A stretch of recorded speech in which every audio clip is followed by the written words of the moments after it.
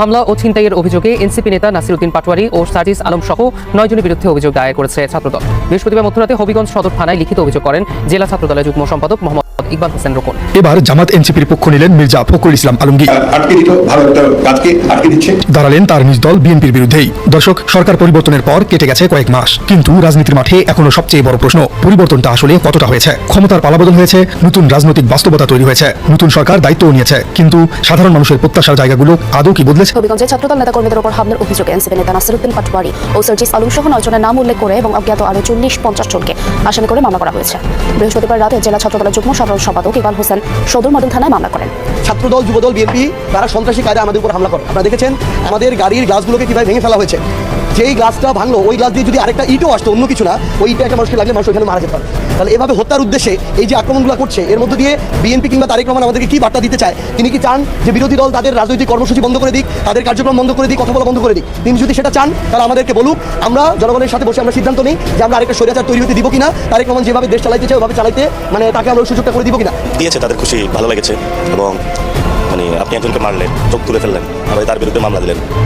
এটা তো তারেক রহমানের সংস্কৃতি, একজনকে মারো, ধরো, আবারই মামলা দাও।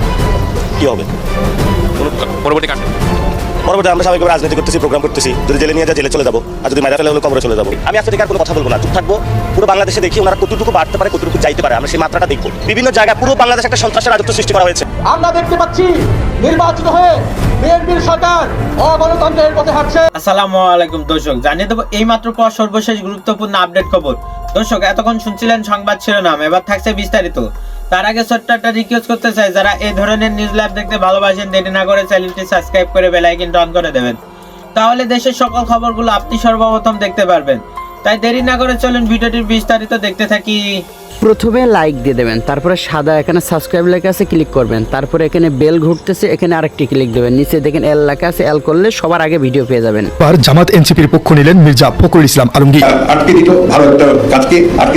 দাঁড়ালেন তার নিজ দল বিএনপির বিরুদ্ধেই। দর্শক, সরকার পরিবর্তনের পর কেটে গেছে কয়েক মাস, কিন্তু রাজনীতির মাঠে এখনো সবচেয়ে বড় প্রশ্ন পরিবর্তনটা আসলে কতটা হয়েছে। ক্ষমতার পালাবদল হয়েছে, নতুন রাজনৈতিক বাস্তবতা তৈরি হয়েছে, নতুন সরকার দায়িত্বও নিয়েছে, কিন্তু সাধারণ মানুষের প্রত্যাশার জায়গাগুলো আদৌ কি বদলেছে? যেভাবে লাফায় লাফায় কারেন্টের বিল, গ্যাস বিল, এই বিল সেই বিল বাড়াইতেছে, লাফায় লাফায় আমাদের বেতন বাড়তেছে না। আগে গ্যাস মোটা পাইপ দিয়ে সব ইন্ডিয়াতে পাঠিয়ে দিচ্ছে, এখন গ্যাস কোথায় যায়?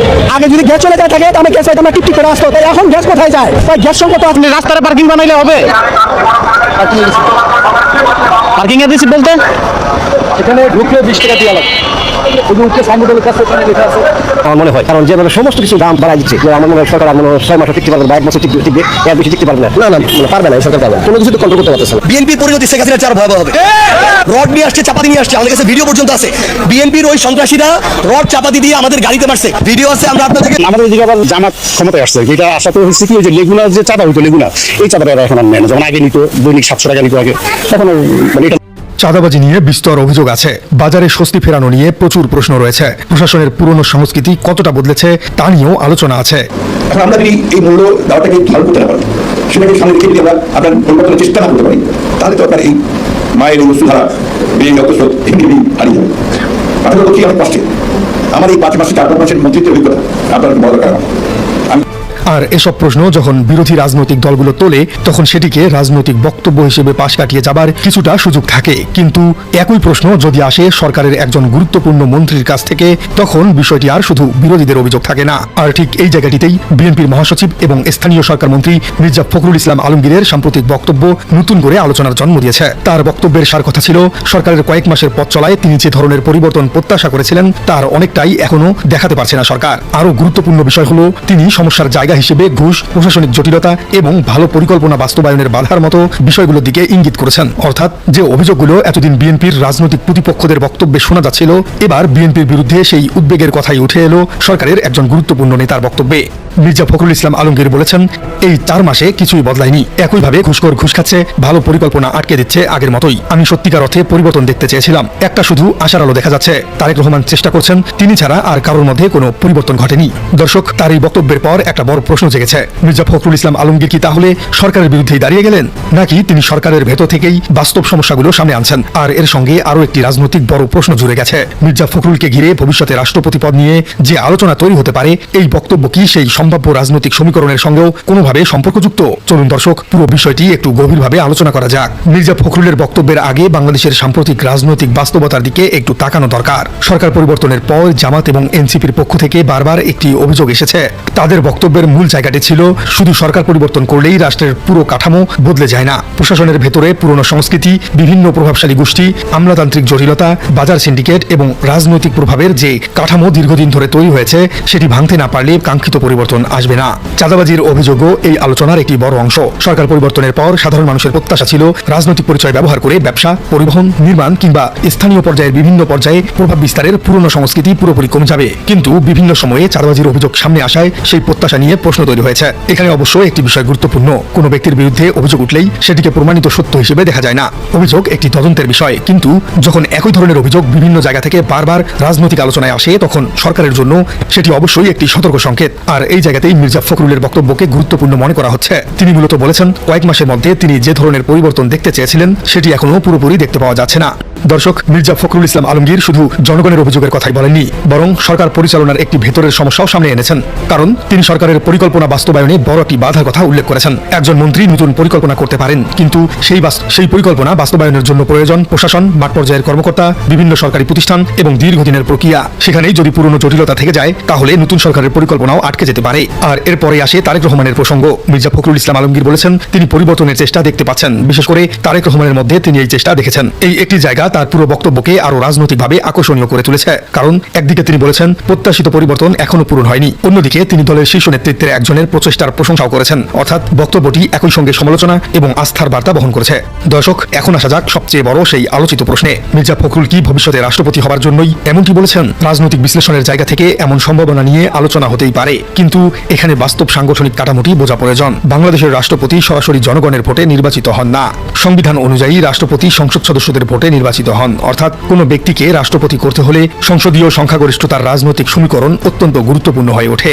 আর রাষ্ট্রপতি নির্বাচিত হবার পর তিনি একই সঙ্গে সরকারের মন্ত্রী হিসেবে দায়িত্ব পালন করতে পারবেন কিনা, সেখানে সাংবিধানিক সামঞ্জস্যের প্রশ্ন আসে। কারণ রাষ্ট্রপতির পদ রাষ্ট্রের সর্বোচ্চ সাংবিধানিক পদগুলোর একটি এবং রাষ্ট্রপতির সঙ্গে মন্ত্রিত্বের কোনো নির্বাহী দায়িত্ব একসঙ্গে রাখার সুযোগ নেই। অর্থাৎ মির্জা ফখরুল যদি সত্যি রাষ্ট্রপতি নির্বাচিত হন, তাহলে তাকে বর্তমান মন্ত্রিত্বের দায়িত্ব থেকে সরে যেতে হবে। এখানে আরও একটি গুরুত্বপূর্ণ বিষয় আছে। রাষ্ট্রপতি পদে যাবার আগে যদি তিনি সংসদ সদস্য হয়ে থাকেন, তাহলে রাষ্ট্রপতি নির্বাচনের সঙ্গে সঙ্গে তার সংসদীয় অবস্থানের উপরেও সাংবিধানিক প্রভাব পড়বে। অর্থাৎ মির্জা ফখরুল ইসলাম আলমগীর যদি রাষ্ট্রপতি পদে সত্যি সত্যি নিযুক্ত হন, তবে তার পঞ্চগড়ের সংসদীয় আসনটিও শূন্য ঘোষণা করা হবে এবং সেখানে আবার নতুন করে উপনির্বাচন হবে। কারণ রাষ্ট্রপতি দায়িত্ব নেবার পরে তিনি আর সংসদ সদস্য থাকবেন না। অন্যদিকে মির্জা ফখরুল ইসলাম আলমগীর রাষ্ট্রপতি হলে কোনো দলীয় রাজনীতির সাথে যুক্ত থাকতে পারবেন না। সেক্ষেত্রে তাকে অবশ্যই বিএনপির মহাসচিব পদও ছাড়তে হবে। দর্শক, এসব সমীকরণের জায়গা থেকেই মির্জা ফখরুলের বক্তব্যকে কেউ কেউ রাজনৈতিকভাবে অন্যভাবে ব্যাখ্যা করার চেষ্টা করেছেন। কিছু রাজনৈতিক বিশ্লেষকের সম্ভাব্য ব্যাখ্যা হলো তিনি হয়তো জনগণের কাছে নিজের গ্রহণযোগ্যতা বাড়াতে চাইছেন। কারণ নিজের দলের সরকারে বসে শুধু সরকারের প্রশংসা করলে তিনি একজন সাধারণ দলীয় নেতা হিসেবে দেখা দিতে পারেন, কিন্তু তিনি যখন বলেন ঘুষ এখনো আছে, ভালো পরিকল্পনা আটকে দেওয়া হচ্ছে, প্রত্যাশিত পরিবর্তন এখনো হয়নি, তখন সাধারণ মানুষের অসন্তোষের সঙ্গে তার বক্তব্যের একটি মিল তৈরি হয়। এমন বক্তব্যের পর অনেকেই মনে করছেন মির্জা ফখরুল ইসলাম আলমগীর রাষ্ট্রপতি হবার জন্য মানুষের মনে সফট কর্নার তৈরি করে নিচ্ছেন, আর এজন্যই তিনি এ ধরনের বক্তব্য দিয়েছেন। তাই এখানে দুটি সম্ভাবনাই খোলা রাখতে হবে। প্রথমত, তিনি সত্যিই সরকারের ভেতরের সমস্যাগুলো নিয়ে উদ্বিগ্ন, আর দ্বিতীয় বিষয়টি হলো তিনি হয়তো নিজের রাজনৈতিক অবস্থানকে আরো জনবান্ধব এবং গ্রহণযোগ্য হিসেবে প্রতিষ্ঠা করার চেষ্টা করছেন। জামাত এবং এনসিপি যদি বলে থাকে সরকার বদলেছে, কিন্তু পুরনো প্রশাসন, সিন্ডিকেট এবং চাঁদাবাজির সংস্কৃতি পুরোপুরি বদলায়নি, তাহলে বিএনপির একজন গুরুত্বপূর্ণ নেতা যখন প্রায় একই ধরনের সমস্যা স্বীকার করেন, তখন বিরোধীদের হাতে নতুন রাজনৈতিক যুক্তি চলে আসে। তারা বলতেই পারে এটি আর শুধু বিরোধীদের অভিযোগ নয়, সরকারের ভেতর থেকেও একই সমস্যার স্বীকৃতি দেওয়া হয়েছে। অন্যদিকে বিএনপি বলতে পারে এটাই তো সরকারের আত্মসমালোচনার সক্ষমতা, অর্থাৎ সমস্যা লুকিয়ে না রেখে প্রকাশ্যে বলা হচ্ছে এবং সমাধানের চেষ্টা করা হচ্ছে। প্রিয় দর্শক, মির্জা ফখরুল ইসলাম আলমগীর হঠাৎ করে নিজ সরকারের বিরুদ্ধেই এমন কথা বলার কারণ কি বলে আপনি মনে করছেন? আসসালামু আলাইকুম প্রিয় দেশবাসী, আপনারা যারা ভিডিওটি শুরু থেকে শেষ পর্যন্ত দেখছেন আপনাদেরকে অসংখ্য ধন্যবাদ। যদি ভিডিওটি ভালো লেগে থাকে একটা লাইক করে আপনাদের মতামতটি কমেন্ট বক্সে জানিয়ে দেবেন। অবশ্যই আপনাদের বন্ধুদের কাছে একটা শেয়ার করে দেবেন। ততক্ষণে সুস্থ থাকবেন, ভালো থাকবেন, দেখা হবে পরবর্তী ভিডিওতে।